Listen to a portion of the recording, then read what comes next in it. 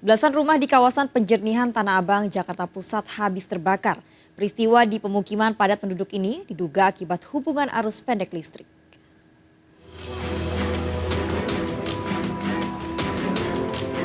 Kobaran api membakar belasan rumah semi permanen di kawasan penjernihan Tanah Abang, Jakarta Pusat. Kondisi bangunan yang berada di pemukiman padat membuat api cepat menyambar ke rumah lainnya. Sejumlah warga yang panik berupaya menyelamatkan barang berharga. Petugas damkar yang tiba di lokasi langsung berupaya memadamkan api. Upaya pemadaman terkendala percikan api yang terus keluar dari tiang PLN. Api pertama muncul dari sebuah rumah yang ditinggal pemiliknya dalam keadaan terkunci. Ketika warga membongkar rumah tersebut, api sudah membesar. Dugaan sementara, kejadian akibat hubungan pendek arus listrik. Ya Pak, awalnya kan rumah kosong digembok, orang tuanya di kampung meninggal keluarganya, tinggal anaknya doang. Anaknya tahu kemana digembok, dobrak sama sini, api udah gede di dalam. Tidak ada korban jiwa, namun kerugian ditaksir mencapai ratusan juta rupiah. Dari Jakarta, Rani Sanjaya melaporkan.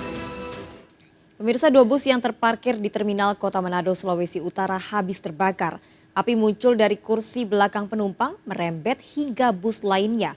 Bus yang terbakar jurusan Manado Tomohon.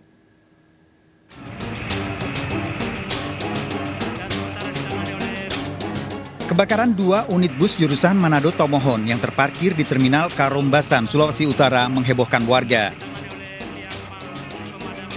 Kobaran api dengan cepat membesar menghanguskan seluruh bagian badan bus. Api pertama kali muncul dari kursi penumpang salah satu bus dan merembet ke bagian lainnya. Akibatnya 2 bus hangus terbakar. Dari pemeriksaan, bus sudah lama tidak beroperasi. Diduga api berasal dari sekitar ruang penumpang. Jadi kendaraan ini sudah lama tidak digunakan sejak masa pandemi COVID oleh pemilik, sudah lama tidak dioperasionalkan dan terparkir di terminal ini. Tidak ada korban jiwa dalam kebakaran ini dan polisi masih menyelidiki penyebab timbulnya api.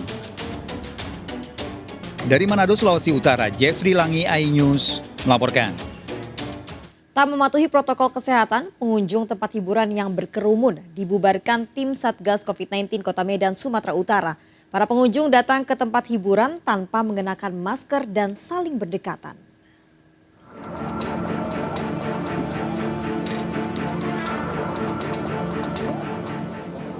Saya kasih waktu 15 menit semuanya keluar. Segera, yang belum bayar, bayar. Saya sudah makan lagi, saya tutup lagi malamnya. Kerumunan di 2 bar Jalan Perintis Kemerdekaan dan Jalan Pegadaian Medan, Sumatera Utara ini meresahkan warga. Polisi yang melakukan razia langsung membubarkan paksa para pengunjung. Ironis, ratusan pengunjung ini bersantai tanpa mengenakan masker. Mereka juga tidak menerapkan jaga jarak aman.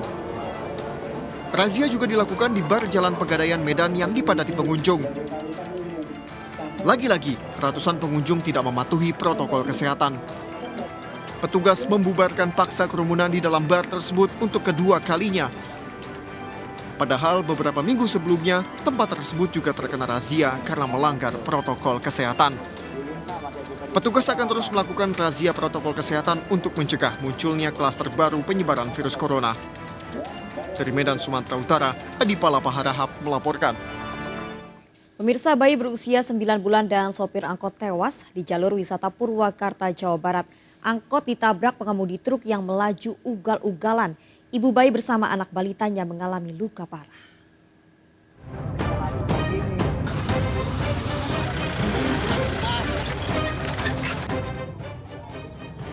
Bagian depan angkot ini rusak berat setelah dihantam truk yang melaju kencang di turunan Jalan Raya Jatiluhur, Purwakarta, Jawa Barat.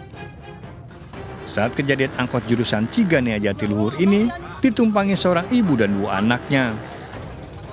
Akibat tabrakan, sopir angkot dan seorang bayi tewas di lokasi. Ibu bayi dan seorang anak balitanya terluka parah. sementara sopir truk yang terjepit kemudi dievakuasi warga. Warna hijau truk, lihat jalannya kenceng, terus kesana kemari. Saya berhenti sama si Teguh, nggak tahu kalau di belakang ada angkot. Pas saya berhenti ada sekitar 1 meter, jebret ya Allah, langsung muncat ke saya sama si Engguh. Saya itunya ke bawah ke sini, tabrakannya dari situ, bukan di sini. Berapa meter, Bu? Sekitar 3 meteran lah. Jenazah sopir angkot dibawa ke RSUD Banyu Asih Purwakarta, sedangkan jenazah bayi dibawa ke Rumah Sakit Abdul Rajak. Untuk kepentingan penyelidikan, truk dan sopirnya dibawa ke unit laka lantas Polres Purwakarta. Dari Purwakarta, Jawa Barat, Irwan Saputra melaporkan.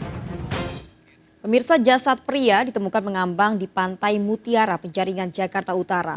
Diduga korban merupakan pemancing yang hilang terseret ombak pada pekan lalu.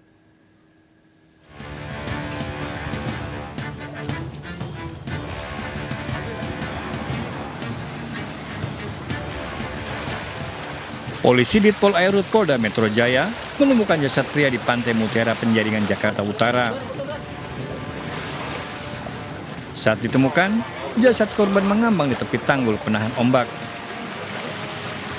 Tidak ditemukan tanda kekerasan dan identitas korban. Jasad pria memakai kaos merah dan celana pendek hijau. Kondisi tubuh yang sudah membengkak diperkirakan tewas sejak beberapa hari lalu. Diduga jasad korban merupakan pemancing yang hilang terseret ombak di perairan Muara Angke, Penjaringan, Jakarta Utara awal pekan ini. Saat itu, 2 pemancing terseret ombak, namun 1 pemancing berhasil selamat. Kita pada saat melaksanakan SAR, patroli, bersama-sama kita melihat ada jenazah di sekitar dam, sekitar Pantai Mutiara, alur. Jadi kita langsung menghubungi piket Gakum, lanjut piket Gakum dari Mako merapat ke Pantai Mutiara. Untuk penyelidikan, jasad pria dibawa ke Rumah Sakit Cipto Mangunkusumo untuk diotopsi. Dari Jakarta, Vendra Kurniawan melaporkan. Pemirsa, identitas mayat tanpa kepala dan kaki di Kalimalang, Bekasi, Jawa Barat terungkap. Korban adalah warga Cilacap, Jawa Tengah yang bekerja sebagai pegawai minimarket. Keluarga korban histeris saat mengetahui anaknya tewas mengenaskan.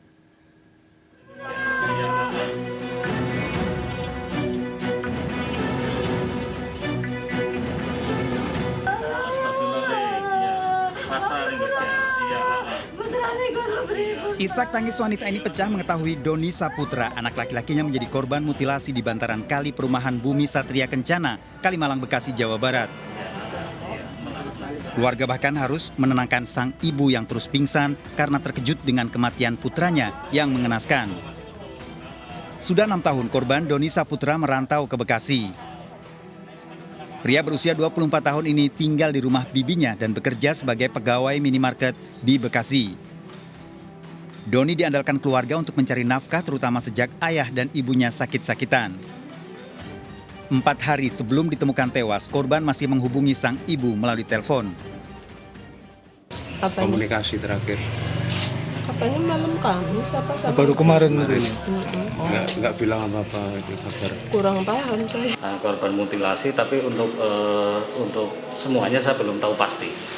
Seperti itu. Saya juga lagi menunggu informasi dari pihak kepolisian. Tapi memang ini ya, keluar.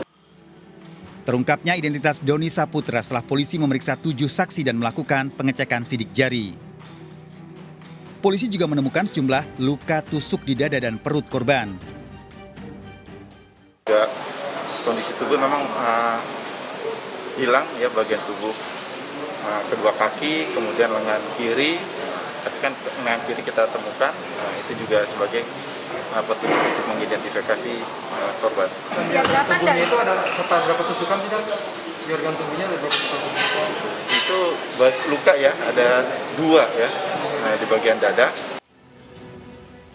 Pertama kali jasad ditemukan warga yang akan membuka bengkel dan curiga mendapati gunting berlumuran darah di depan bengkel. Saat diperiksa ditemukan jasad seorang pria tanpa kepala dan kaki tersangkut di antara pepohonan di pinggir Kalimalang. 2,1 km dari Kalimalang, bagian lengan korban ditemukan di Jalan Gunung Gede Raya, Bekasi Selatan. Sedangkan potongan tangan ditemukan di tempat pembuangan sampah Perumnas 2 Bekasi Selatan yang berjarak 3,9 km dari Kalimalang. Temuan potongan tubuh milik korban di 3 lokasi berbeda diduga dilakukan pelaku untuk menghilangkan jejak. Polisi masih mencari bagian tubuh korban yang lain. Pelaku pembunuhan kini diburu polisi. Dari Cilacap, Jawa Tengah, Heri Susanto, iNews melaporkan. Pemirsa, mantan penyanyi cilik Iyut Bing Slamet harus menjalani rehabilitasi setelah kedapatan mengkonsumsi sabu saat ditangkap polisi di Jakarta Pusat. Namun kasus hukumnya tetap berjalan dan Iyut terancam 4 tahun penjara. Iyut Bing Slamet telah 2 kali terjerat kasus narkoba.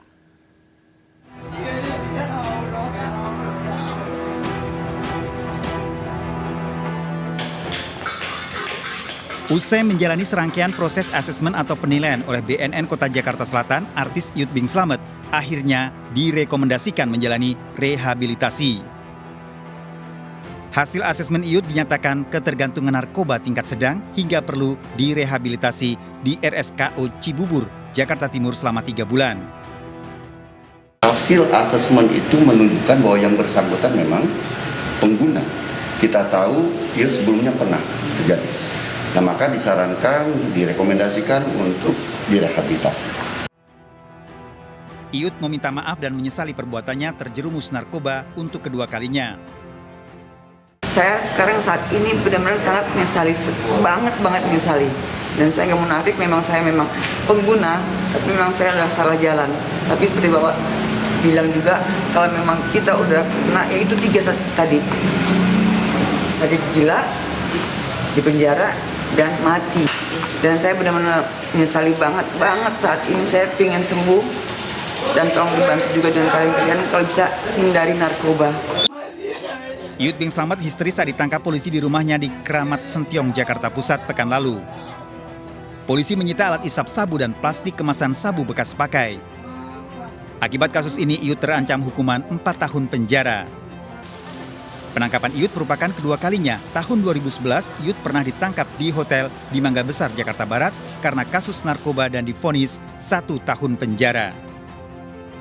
Dari Jakarta, Helmi Sajangbati, iNews melaporkan. Pemirsa, sebaiknya tidak meninggalkan barang berharga di dalam mobil. Pencurian dengan modus pecah kaca mobil terjadi di depan ruko di Kota Tangerang, Banten. Pencuri yang memakai helm ojek online mengambil tas berisi barang senilai puluhan juta rupiah.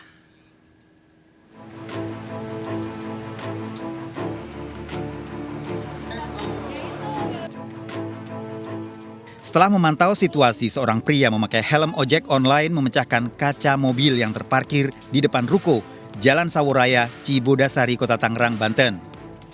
Pelaku kemudian menggasak tas berisi barang berharga dari dalam mobil dan kabur dengan temannya yang menggunakan motor. Aksi pelaku tergolong nekat karena dilakukan siang hari. Setengah 4 kita mau balik lagi, mau ngeliat mobil, ternyata udah terjadi kayak begitu. Soris pernikahan itu di dalam satu tas, itu kas bugis, nilainya itu sekitar 40 jutaan sih Bang. Mas kayak emas kayak emas, kuningan kayak begitu sih Bang, jadi ada campuran emasnya juga sih seperti itu gitu. Korban mengalami kerugian puluhan juta rupiah dan melaporkan kasus pencurian ini ke Polsek Jatiuwung. Dari kejadian ini, masyarakat diimbau agar tidak meninggalkan barang berharga dalam mobil serta tidak memarkirkan kendaraan di tempat sepi. Dari Tangerang, Banten, Sukron, iNews melaporkan.